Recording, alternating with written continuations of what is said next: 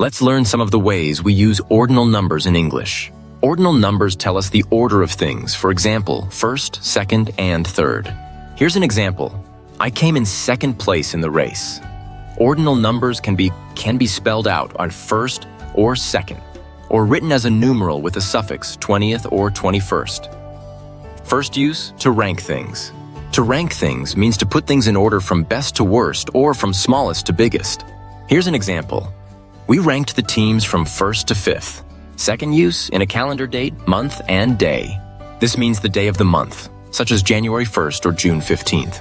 Here's an example. My birthday is on July 10th. Third use, steps in a process. Steps in a process are the things you do to make something happen.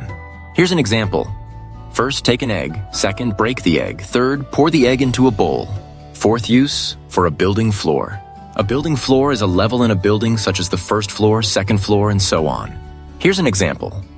We live on the third floor of our apartment building. Fifth use, for a century.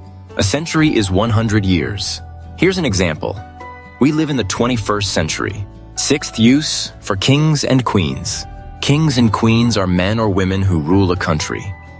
Although we use Roman numerals, we say the number as an ordinal number. Here's an example. King Henry VIII or King Charles III.